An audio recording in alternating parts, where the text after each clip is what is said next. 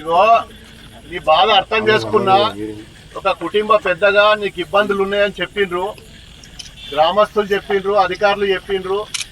మరి నువ్వు కిందికి రా, వచ్చి అన్ని విషయాలు మాట్లాడదాం. నీకు పూర్తిగా సహకారం చేసే బాధ్యత నేను తీసుకుంటా ఎమ్మెల్యేగా.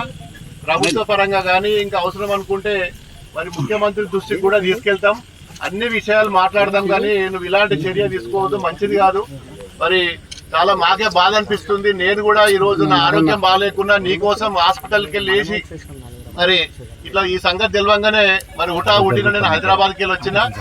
నువ్వు కిందికి రా, అన్ని విషయాలు మాట్లాడదాం. ఈ రోజు కాకుండా మళ్ళీ రేపు ఎల్లుండి కూడా నువ్వు హైదరాబాద్కి వచ్చినా సరే, లేకపోతే మెదక్ పోదాం, కలెక్టర్తో మాట్లాడతా. నీకు ఏమైనా ఇబ్బందులు ఉంటే అవన్నీ చూసుకునే బాధ్యత నేను తీసుకుంటా. నువ్వు అనవసరంగా ఇట్లాంటి పని చేసుకోవద్దు. మరి నీ కుటుంబ సభ్యులు, నీ ఫ్యామిలీ మొత్తం నీ మీద ఆధారపడ్డది. నీ పడుకుందాం. నువ్వు కిందికి రా తమ్మి, ప్లీజ్. దా తమ్మి, దా. వెరీ గుడ్, శభాష్. గతంలో విఆర్ఏగా వాళ్ళ కుటుంబ సభ్యులు ఉండేది. మరి నా ఉద్యోగం పోయింది. ఆ విఆర్ఓ వ్యవస్థను తీసేసిండ్రు. మళ్ళీ ఆ వ్యవస్థ రావాలి, రాష్ట్రమంతటా రావాలని చెప్పి మరి ఆయన మరి కరెంటు హైటెన్షన్ టవర్ ఎక్కడం 2 గంటల నుంచి ఇప్పటి వరకు మరి ఎమ్మెల్యే రావాలి, ఎమ్మెల్యే మాట ఇవ్వాలి. అప్పటి వరకు నేను దిగను.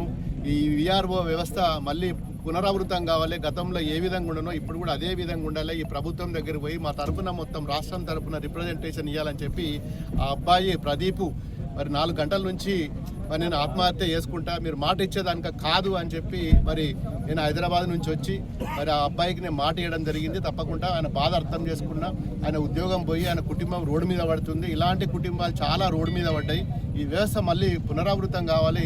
గతంలో ఏ విధంగా ఉందో మళ్ళీ అదే విధంగా ఉండాలని చెప్పి మరి ఆయన తపన. దాన్ని మేము పూర్తి అర్థం చేసుకున్నాం.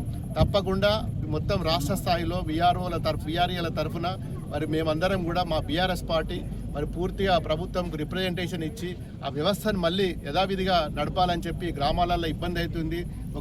ఇంతకుముందు మస్కూరులు అనేది ఆ పేరును మార్చి విఆర్ఓ కింద వచ్చింది. మళ్ళీ దాన్ని అదే విధంగా పునరావృతం చేయాలి.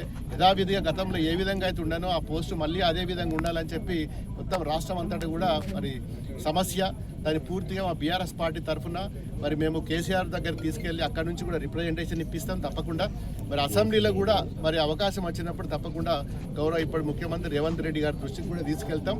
మరి వీళ్ళందరికీ కూడా న్యాయం చేసేందుకు మేము మా సాయశక్తుల, నా ఒక్కని తరపున కాదు, మొత్తం అందరూ ఎమ్మెల్యేలను కలిసి మా బీఆర్ఎస్ అపోజిషన్ పార్టీ